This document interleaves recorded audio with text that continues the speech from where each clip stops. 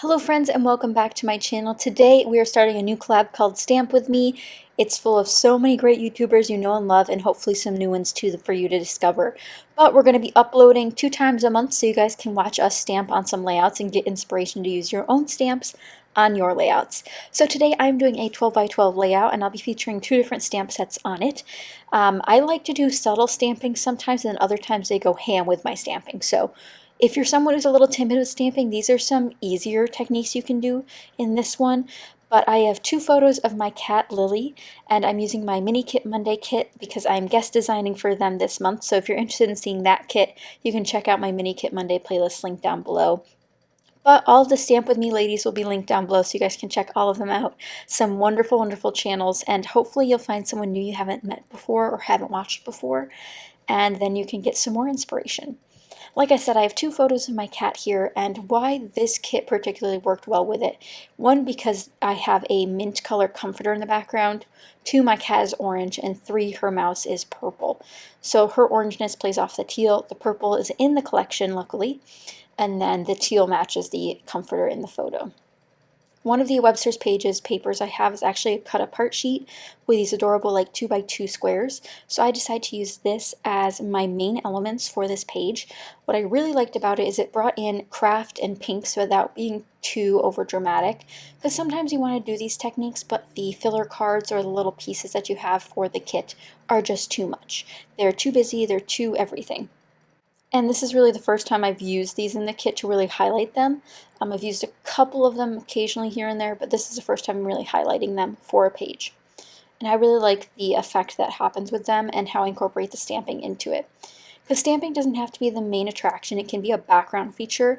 And I know a lot of people are timid when it comes to stamping on their layouts because it's like if you mess up the background, then what? But there's always a rule that you can cover it up, so don't worry. I'm sure eventually in this series I will have to show you guys how I do my cover-ups. But I'm going to start stamping with this stamp, which is from Close to My Heart. I'm not sure if they carry it anymore, but it is a little paw print stamp. It's like a background stamp, but on a miniature scale, and I adore this for my pet pages and pet cards. So what I'm going to do is I have my squares in order of sort of how they'll be spaced, so I'm going to stamp it on opposite sides. So you can get a little bit of the pattern peeking through, you know, like there's a little bit of a trail happening here underneath the cards. And I just think it looks so, so cute when it turns out.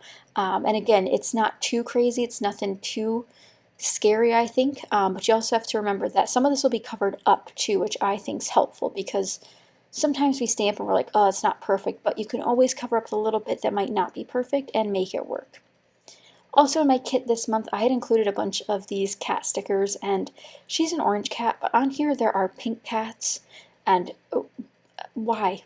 Why are there pink cats? But I use a bunch of the cat stickers on these squares just to add that cat vibe to it, you know. You need a couple kitties to make it feel at home. But that background paper obviously emulates the cat theme that I'm going for. So it kind of speaks for itself if you ask me. I did trim one of the photos down to 3x4, so now they're both the same height, so when I go to mat them on this paper, which is actually a purple design, I'm not sure if it's reading well on camera as purple, but that'll make it easier to trim down the sides because they're both the same height if I turn this one. So that's a great tip if you have one 4x6 and one 3x4. They can mat very easily together and you can just trim them apart and have well spacing and still, you know, save paper in the process ideally. So I really adore these pictures of her. I think they are so, so cute. This is one of her favorite toys. And this is when she used to hide under the bed, and she used to love when the comforters would dip over the bed so she could play in them and, you know, like run around to get the thing on the other side.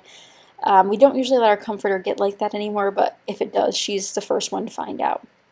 I decided that this little photo, since it is the one that's more in focus and is technically a better photo, I decided to put this one up on some foam adhesive, or I guess some fun foam with adhesive on it. So then I add my liquid and my tape adhesive because that's how I like to put down my foam. I just think it sticks well over time with both types of adhesive. And then I'm going to start getting everything into place.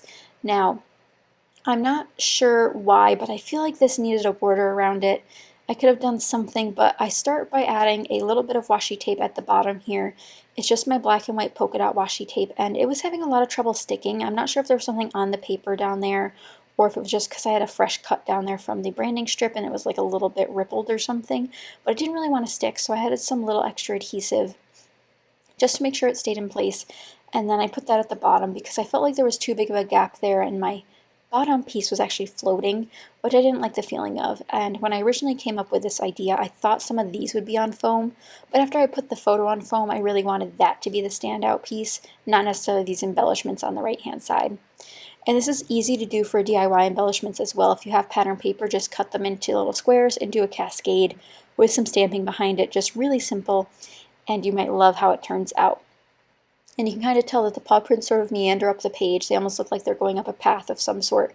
And I like how they're kind of hidden, so it looks a little bit more mischievous because she's hiding sort of in these photos. Then I go to my Maggie Holmes sticker book, my beloved sticker book. And I turn to this to help, 1, build my title, and 2, build my embellishment clusters. Since I have black stamping on here, I want to make sure that I'm bringing in more contrast. Now, thanks to these photos, there is a bit of contrast in there because of the shadows behind her underneath the bed. So I luckily have that to work with, but I found this word in there that says lovely, and we call our cats ladies all the time because we have 2, Poppy and Lily, and they're both girls, and we call them ladies. I just think it's so funny. So I decided to go with that for my title, just being lovely lady. And I do have this stamp set in my kit this month, so this is the brush letters from Wild Whisper. They currently don't have it, but definitely check them out for additional stamp sets. Theirs are so high quality, and I adore all of the ones I have so far, especially this one. I remember when it sold out, but I'm so glad that I have it and I love to use it.